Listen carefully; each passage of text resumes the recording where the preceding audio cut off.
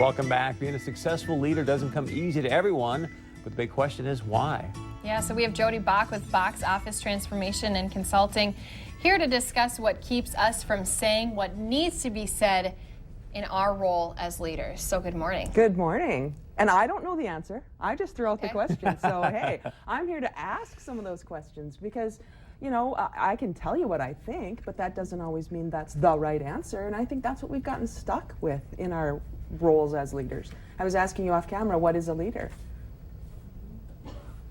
What do you think? I mean, I really, think it's someone that can, has a vision and get other people to follow them and do things that they typically wouldn't do. I mean, it's like you look at great guys in the military. I mean, they're getting people to say yes to go and ultimately possibly get killed. Right. That's probably being a pretty good leader. Can you be a leader if you don't have anybody following you? I think so. By setting examples or being the voice for people, even if they aren't following in what you're doing, as long as you're kind of speaking up for others. Or I agree, and I think sometimes people will say what did I hear this weekend? If you're taking a walk and nobody's following you, then you're just taking a walk. And I don't always agree, because I think you can be a leader of your own life and your own self. So anybody can be a leader. You don't have to have a specific role, I don't think. You don't have to have a specific title. You don't have to have been there for 10 years or 20 years. That doesn't automatically make you a leader. So in our role as leaders, all of us are leaders, I think. So starting there, then, why don't people speak up? Why don't people say what needs to be said in any situation, whether at work or outside of work? What do you guys think? they're afraid of the consequences. I know that. I'd say that. I think too many people like to play.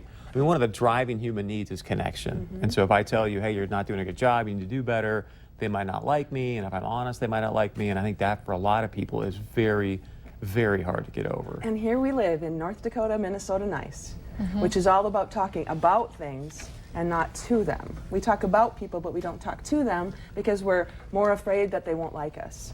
So we don't say what needs to be said because the consequences are something that happened in the past, maybe 5, 10, 15, 20 years ago. Remember when Bob spoke up and he got fired? He's not here anymore. So now we won't say what needs to be said. And I think there are ways we can change that. I mean, I know there are ways we can change that. And some of it is to stop worrying about what other people think. We're so used to worrying about what everybody thinks about us. And the truth is, they're not thinking about us at all. They're thinking about themselves. They're more worried about what we think of them. So all of us are in this stalemate where we're not saying what needs to be said because of the reasons we've just talked about. And how many of those are true? Is it true? Maybe it's true that 20 years ago Bob got fired. But if we're living in that past, then we're not ever able to move forward. And that's what I want to help people move toward. You kind of mentioned, Chris, sort of coaching. You've been in a coaching situation. Did you ever play sports, Kristen? Yeah. So in a coaching situation, the coach takes you where you don't necessarily want to go all the time. You mentioned military. That's definitely a leader. But how do we know where other people want to go if they don't tell us in a workplace? So as a leader, I need to know what other people want so I can help them get that. And if I have that connection and make that communication with them, that's the way I can find out, what do you want?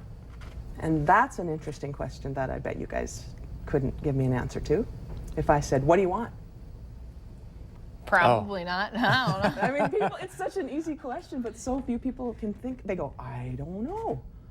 I really don't know what I want. So that's the first question to start with.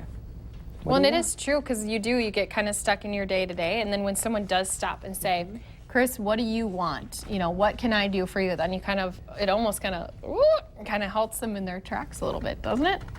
Yeah, except for my brain's on a beach in Maui right now. But other than that, yeah. Just wants a vacation. Well, we can start there when we come back. Yeah. Stay with us. Much more coming up.